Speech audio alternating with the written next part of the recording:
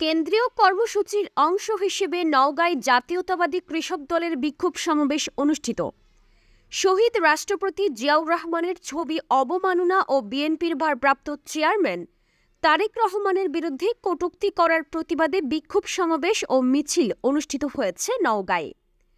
আজ রোববার দুপুর 12:30টায় শহরের মুক্তির মোড় কেন্দ্রীয় শহীদ মিনারের সামনে থেকে জাতীয়তাবাদী কৃষক দল নওগাঁ জেলা শাখার আয়োজনে একটি বিক্ষোভ মিছিল বের হয়ে শহরে প্রধান প্রধান সড়ক প্রদক্ষিণ করে। প্রদক্ষিণ শেষে নওগাঁ জেলা বিএনপির দলীয় কার্যালয়ের সামনে এসে শেষ হয় এবং সংক্ষিপ্ত সমাবেশ করা হয়। এ সময় বিক্ষোভ মিছিলে প্রধান অতিথি হিসেবে উপস্থিত ছিলেন জাতীয়তাবাদী কৃষক দলের কেন্দ্রীয় কমিটির যুগ্ম সাধারণ সম্পাদক ফজলে হুদা বাবুল।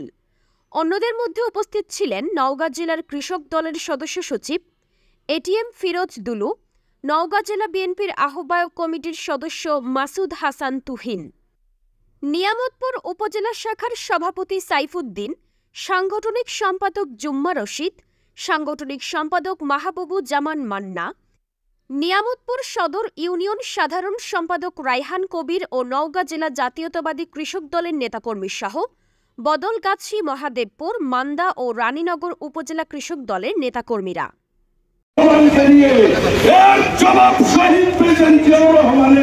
প্রত্যেকটা সৈনিকের আপনাদের কাছ থেকে নিবে ইনশাআল্লাহ। আগামী দিনে যে কাউন্সিল যেটা হবে সেই কাউন্সিলে যেন প্রধান অতিথি হিসাবে তিনি যেন ওই কাউন্সিলে উপস্থিত থাকার আল্লাহ পাক তাকে তৌফিক দান করেন। পরিশেষে আপনারা ভালো থাকেন।